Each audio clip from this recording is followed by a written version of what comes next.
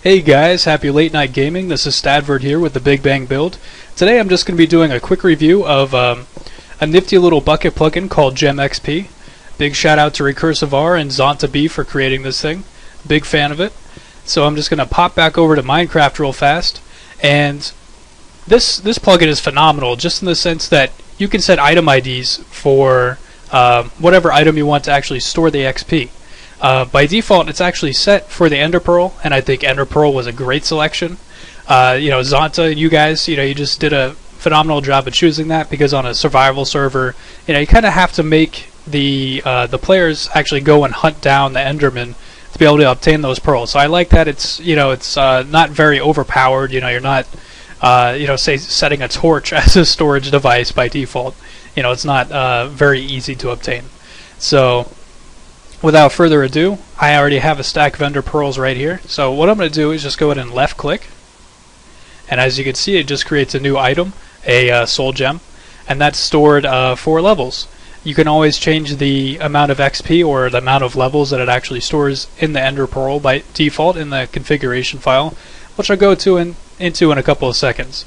And then to go ahead and restore this, I'm just on the soul gem. I'm just going to go ahead and left click, and bam, as you can see, it restores those 4 levels that I just stored.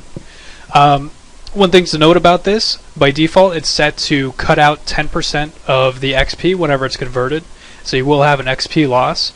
If you're a server admin and you feel like 10% just isn't cutting it, maybe you want to chop a penalty in there to say 30 to 40%, then feel free. You can do that in a configuration file very easily. You can even set it to disable it so that there's no XP loss whenever you're storing or restoring XP. So let's just go ahead and hop over to the configuration file really fast.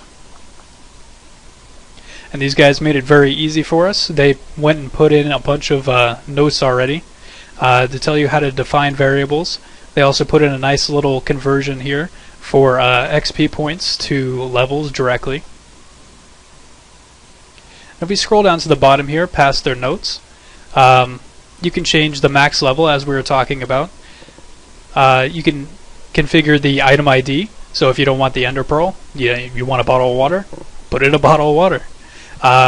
You can also change the item name, so when you scroll over it, it won't say Soul Gem, it'll say, I don't know, XP storage device if you wanted it to.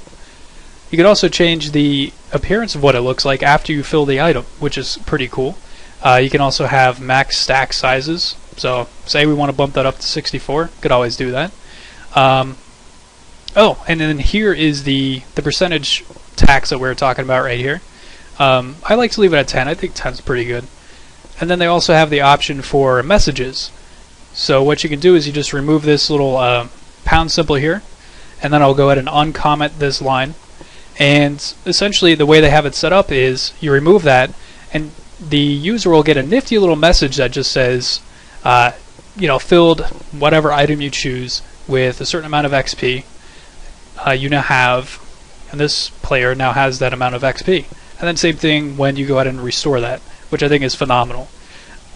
So again, you guys did a phenomenal job with this plugin, and if you're a server admin or you personally know a server admin, hassle them about it. This is an awesome plugin, really quick to use, and I'm assuming it's very low on system resources. So guys, again, this is Stadvert with the Big Bang Build. Have a great night, happy gaming.